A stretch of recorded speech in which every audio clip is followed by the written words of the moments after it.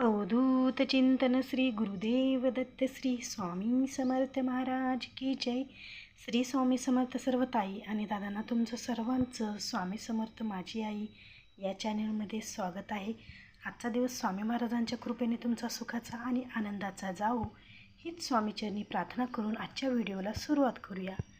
तर बघा, स्वामी महाराज, बरेच जणांना स्वामी महाराजांचे चांगले चांगले अनुभव आलेले आहेत. स्वामी महाराज आपल्या जीवनात आल्यामुळे आपल्या जीवनामध्ये किती सारे चांगले बदल झालेले आहेत. हे ज्यांना स्वामीचे अनुभव आलेले आहेत त्या सर्व ताईंना माहीतच आहे की आपल्या जीवनामध्ये स्वामी आल्यानंतर आपल्या जीवनामध्ये किती चांगले फरक झाले. जे वाईट होते काही गुण ते नाहीसे झालेले आहेत. चांगल्या गुणाचं आपल्या रोजच्या जीवनात आगमन झालेलं आहे. अशा बऱ्याच साऱ्या आपल्या जीवनामध्ये घडामोडी आहेत की त्या फक्त स्वामी महाराजांमुळे शक्य झालेल्या आहेत.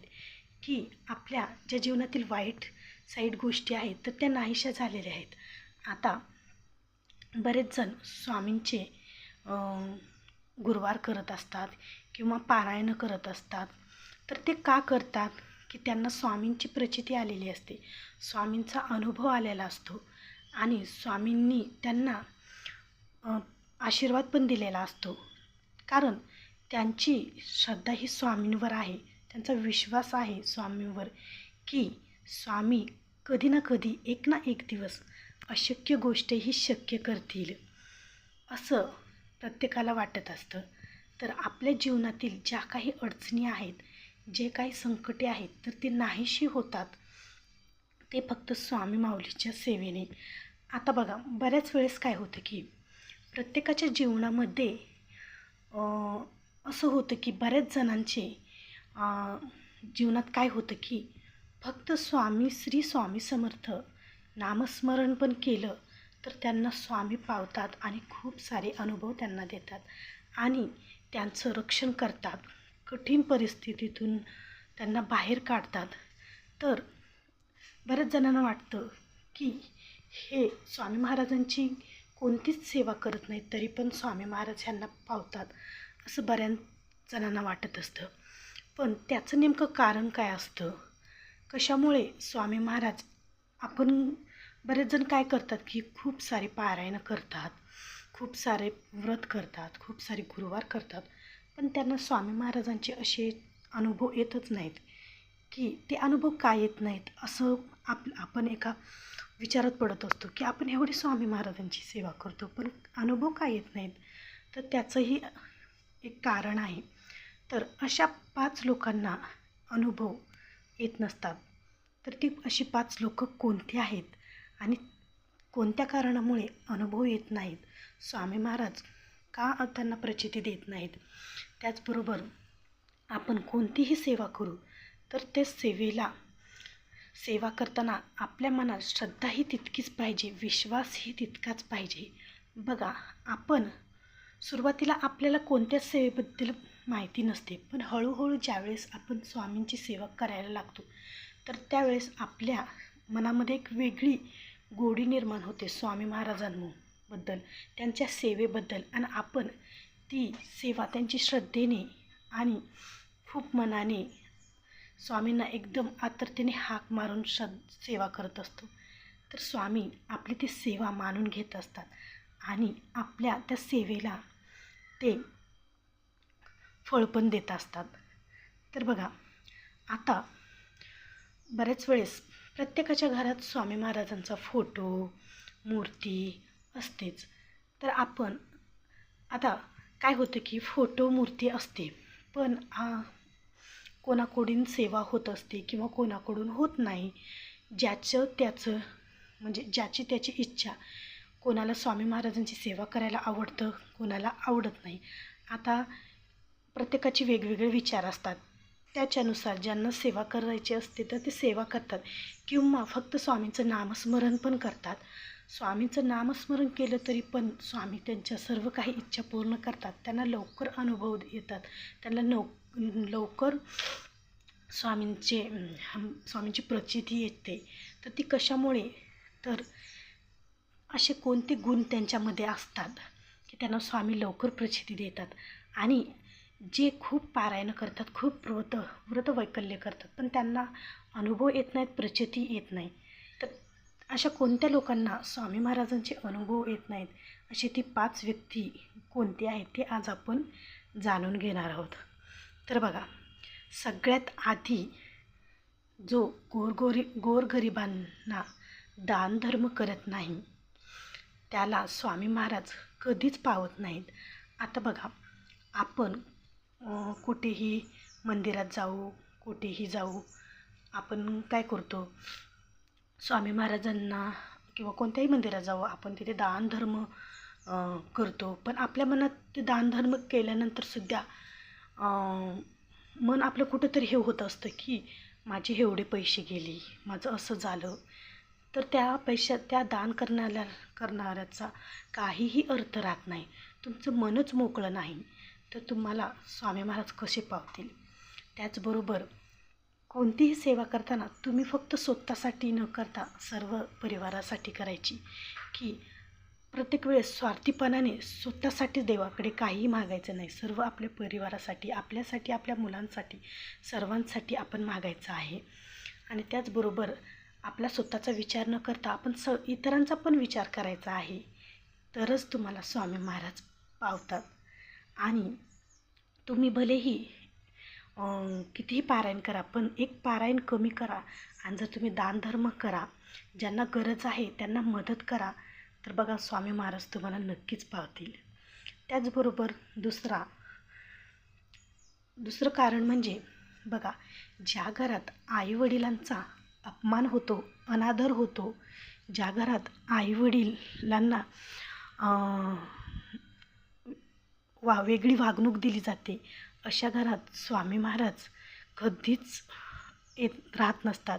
अशा घरात प्रत्यक्ष स्वामी महाराजांचा वास असला तरीही तिथून स्वामी महाराज नाहीसे होत असतात.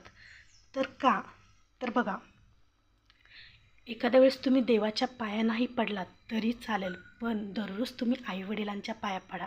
कारण आपल्या आईवडिलांमध्येच देवांचा वास असतो. तुम्ही दररोज आईवडिलांच्या पाया पडा, त्यांची पूजा करा. तुम्ही त्यांची पूजा नाही करणं झाली तर त्यांना आदर, सत्कार, सन्मान द्या. त्यांना घरात चांगली वागणूक द्या. हीच सर्वात महत्त्वाची तुमची सेवा असणार आहे की आपल्या घरातील वडीलधाऱ्या माणसांना चांगली वागणूक द्या, त्यांचा आदर करा, त्यांना आरेतुरे बोलू नका, त्यांना मानसन्मानाने बोला. तर ही सुद्धा सर्वात चांगली सवय आहे. ही जर तुम्ही सवय लावली, अशी जर तुम्ही वागणूक तुमच्या घरातील आईवडिलांना दिली, सासू, तर देवही, स्वामीही तुमची सर्व काही घरातील वातावरण, सर्व काही तुमच्या इच्छा नक्कीच पूर्ण करतील. त्याचबरोबर तिसरा म्हणजे आपल्या घरातील स्त्रीचा मान सन्मान. बघा, बऱ्याच वेळेस घरामध्ये स्त्रीचा अनादर केला जातो, तिला त्रास दिला जातो, वाईट साईड बोललं जातं. जर तुमच्या घरातील स्त्री म्हणजे लक्ष्मी, बघा, प्रत्येक स्त्रीला लक्ष्मी मानलं जातं. प्रत्येक स्त्री ही त्यांच्या घरातील लक्ष्मी स्वरूप असते. जर तुम्ही तुमच्या घरातील लक्ष्मीचा जर अनादर केला तर तुमच्या घरात देवांचा कसा वास राहील, तुमच्या घरात स्वामींचा कसा वास राहील. जिथे स्त्रीचाच मानसन्मान केला जात नाही तर तिथे स्वामींची तुम्हाला कशी प्रचिती येईल. अशा लोकांना स्वामी कधीही पावत नाहीत. तर त्यामुळे आपल्या घरातील प्रत्येक स्त्रीचा, मुलींचा तुम्ही आदर करा, सत्कार करा, त्यांना मान सन्मान द्या. त्याचबरोबर ज्या घरात अन्नाचा अनादर केला जातो, बघा, अन्न म्हणजेच आपल्या प्रत्येक घरामध्ये गृहिणी स्वयंपाक बनवत असते, तर प्रत्येक घरामध्ये आपल्या अन्नपूर्णा देवीचा वास असतो. जर देव हे प्रत्येक व्यक्तीला अन्न देऊन बघत असतो. जर आपण त्याचा अनादर केला, त्याचं वाटोळं केलं, बघा, आता बऱ्याच ठिकाणी काय असते की जेवायला घेतात, अर्धं खातात ताटात आणि अर्धं तसंच ठेवून देतात, तर ते कचऱ्यामध्ये टाकलं जातं. तर त्याचा काय होतो, ज्या घरात अन्नाचा अपमान केला जातो तिथंच अन्नपूर्णा देवीचाही अपमान झाला जातो. त्याच्यामुळे तुम्ही घरामध्ये कधीच अन्न वाया घालू नका. अन्न हे परब्रह्म आहे. अन्न हे आपल्यासाठी खूप मोलाचं आहे. त्याच्यासाठी आपल्या घरातील अन्न हे तुम्ही कधीही वाटोळं करू नये किंवा होऊ देऊ नका. बघा, त्याचबरोबर स्वामींना आपल्या सेवेबरोबरच त्यांना सेवेपेक्षा स्वामी महाराजांना आपल्याकडून काय हवं असतं की आपली वागणूक चांगली असावी. आपलं दररोजचं जे काही जीवन आहे त्याच्यामध्ये आपली वागणूक आपलं एकमेकांशी आपण कसं वागतो, आपण दुसऱ्या व्यक्तीला, घरातील व्यक्तीला कशी वागणूक देतो, हे सुद्धा तितकंच महत्त्वाचं आहे. त्याचबरोबर 5वी गोष्ट म्हणजे बघा, जे काही अपंग व्यक्ती असतात, जे काही दुःखित पीडित व्यक्ती असतात, तर त्यांचा बऱ्याच ठिकाणी काय केला जातो, अपमान केला जातो, त्यांच्यावर हसलं जातं की ते अपंग आहेत म्हणून. तर अशा व्यक्तींना तुम्ही अजिबात असं अपमानित करू नका, त्यांच्यावर हसू नका. कारण वेळेचा फेरा आहे, कधीही बदलू शकतो. बघा, राजाचा रंकही होऊ शकतो आणि रंकाचा राजाही होऊ शकतो. त्याच्यामुळे वेळ कधी कोणावर कशी येईल सांगता येत नाही. त्याच्यामुळे सगळ्यांसोबत मिळून मिसळून आणि आनंदित राहा. सगळ्यांना चांगली वागणूक द्या. घरातील स्त्रियांना, आईवडिलांना, अपंग व्यक्तींना, त्याचबरोबर जे काही दुःखित आहेत, पीडित आहेत, जे गरजू आहेत त्यांना मदत करा आणि सेवा ही सर्व परिवारासाठी करा आणि स्वामींवर विश्वास ठेवा. बघा, स्वामी नक्कीच तुमचं ऐकतात आणि तुमच्या संकटाला धावून येतात. तुमच्या जीवनात ज्या काही अडचणी आहेत त्या अडचणी नाहीशा करतात.